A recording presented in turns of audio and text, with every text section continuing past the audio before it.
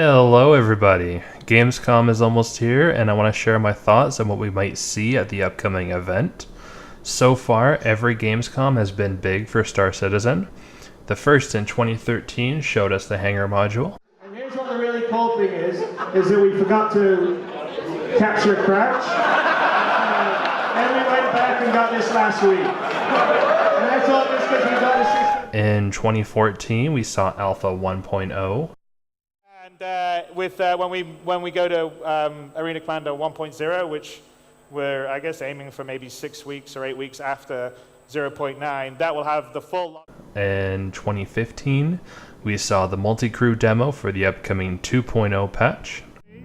Get up, walk up, so now go to Red 1, please. Go to Red 1. There you are, you see Glenn in the middle there looking around. Now, we're going to start to roll. Roll the system. Okay, let's go back to Red 2. Back to Red 2's point of view, please. No, back, go look so you can see the world rolling around. There you go.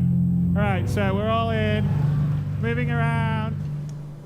Then, of course, last year we saw the 3.0 demo and the Levski landing zone. And also...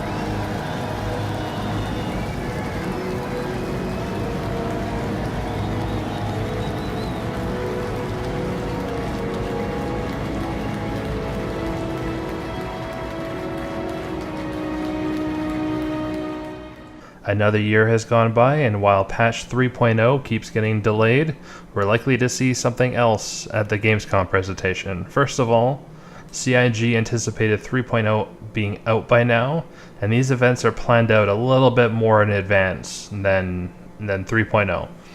Secondly, Gamescom has always been the show for when CIG gives us a sneak peek at what's coming further out in the future. And I think we're going to see gameplay and a demonstration of what's to come in Star Citizen next year. So let us begin, and starting off, I think we're going to go with what's guaranteed to be shown. Number 1, living planets. The planetary tech has been impressive, and CIG really likes showing it off. I mean, it's really pretty and it's really easy to show off, am I right? Now, last year at Gamescom, we saw Planetoid and the Levski landing zone. And while the tech was impressive, it was still a barren, lifeless rock. And at CitizenCon, we saw Lear 3, which had some water and some vegetation sprinkled here and there, but for the most part, it was a barren desert planet. It's been almost a year since we saw the last showcase of the planetary tech. And I think it's going to be when CIG pulls out the big guns and show us a planet full of life and activity. I think Terra Prime is the candidate here, and it's not too much of a stretch. I mean, last year when CIG showed us the Delamar planetoid, they already had previous assets created with the Levski landing zone.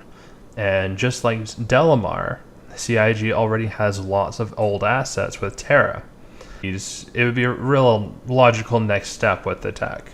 I don't know how likely Terra would be, but I think it is possible.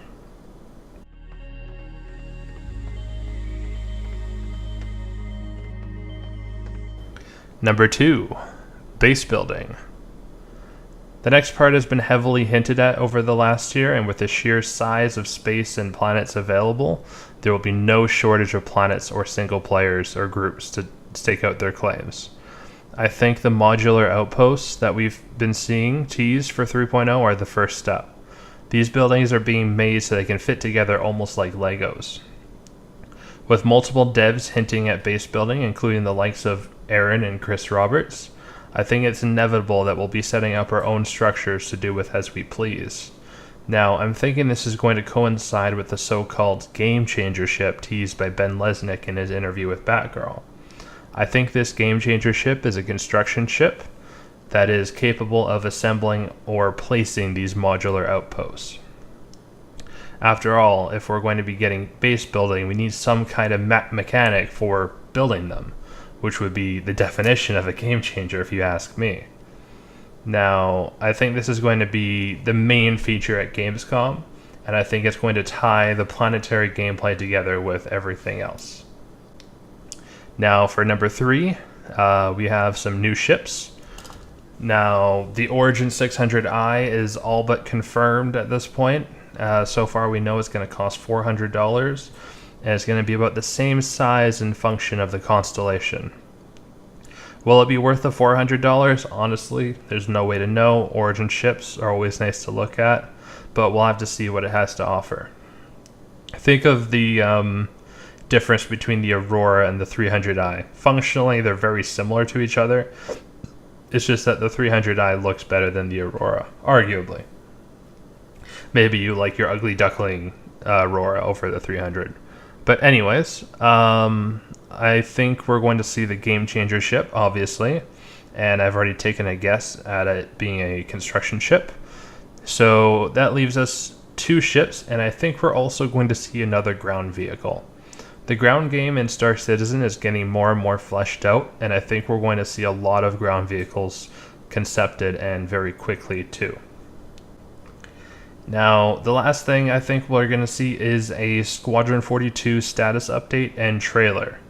Now, I'm not expecting any kind of long-form gameplay demo of Squadron 42, though I would absolutely love to be wrong. But Gamescom has always been a showcase for Star Citizen, and CitizenCon has typically been a showcase for Squadron 42.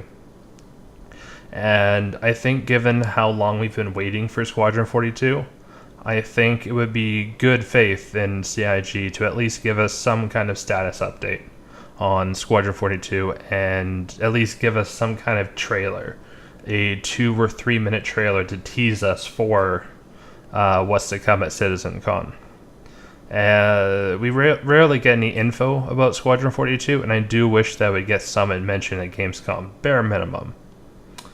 Those are the main things I think we'll see at the show this year. I could be very wrong, and I think I'm very likely to be wrong, but I thought it would be fun to point out speculation and see where if we can get something positive while we wait for 3.0. After the presentation is over, I'll follow up with how close I was. Anyways, thanks for watching. I'll catch you guys next time. Bye.